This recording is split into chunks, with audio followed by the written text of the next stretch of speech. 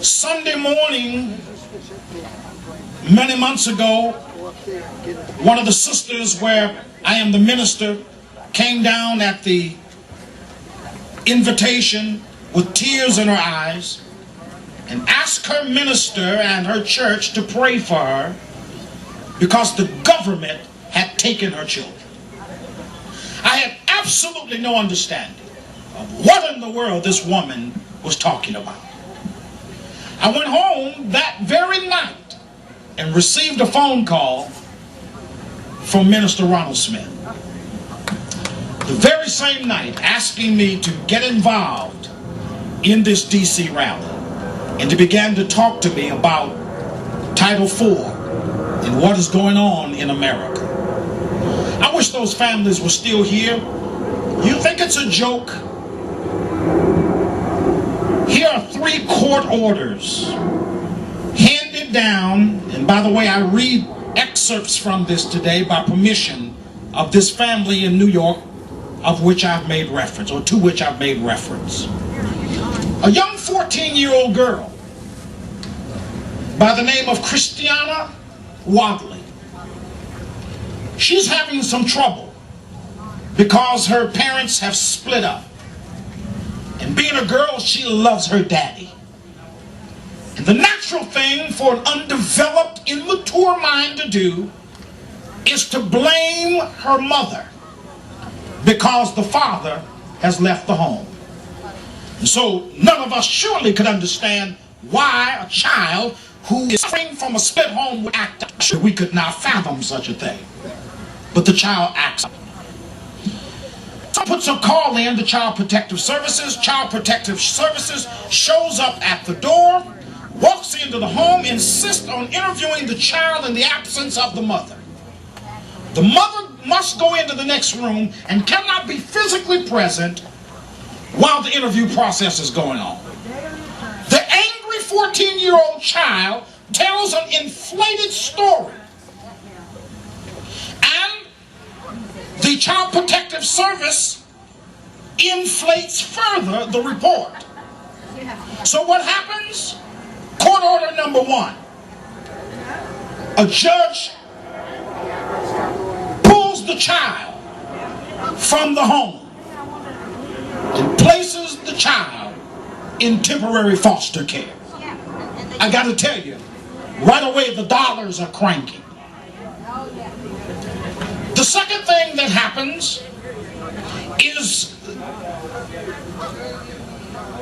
a judge insists that she has psychiatric evaluation against the will of the parent.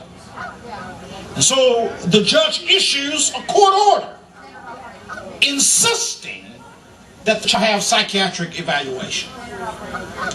Well, I want to read something to you. Do y'all mind?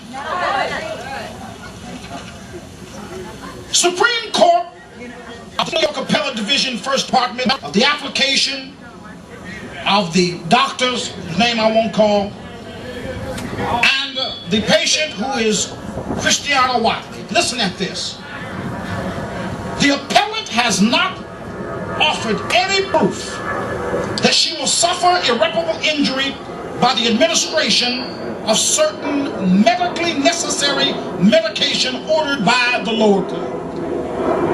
Mental Hygiene Law 32-21, E subsection 1, in conjunction with the corresponding regulations 14 NYCRR 527.8, subsection A6, explicitly gives the lower court the power to authorize the non-emergency administration of psychiatric medication to a minor under age 16 in a hospital over the parent's objections. There is no legal support for the appellate's claim otherwise. You know what that says? That says we're going to give your kids drugs and we don't care what you say about it.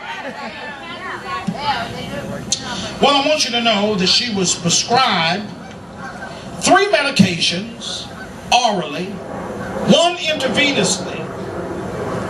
And what it shows by medications was 300 milligrams of Ritalin, which is a mood-altering drug.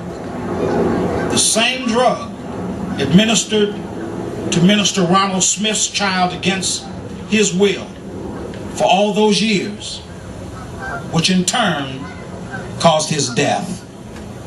It's no joke, America. This stuff is really happening. It's really going on. Here's the evidence. This is not a fictitious story. These are the actual court orders. And a family that I intimately know. And if it could happen to this lady, who, by the way, is a New York City school teacher, if it could happen to this family, you believe me when I tell you, it could happen to anybody in this audience today. Title IV must be revisited by our congressional government. This thing has got to have checks and balances, where the state is no longer going to do what it wants to, any way it wants to, and we have absolutely no recourse whatsoever. Title IV is real, these issues are real, the problem's real, and I think that we're making it in the right direction in terms of what's real solutions. Study Title IV, understand it, learn how the systems crank, and I think it's going to help America to ward off some of the poison that has seeped in to our homes. May God have mercy on the administration that implemented this legislation, and may the God of heaven look down mercifully upon us and help us take back our children.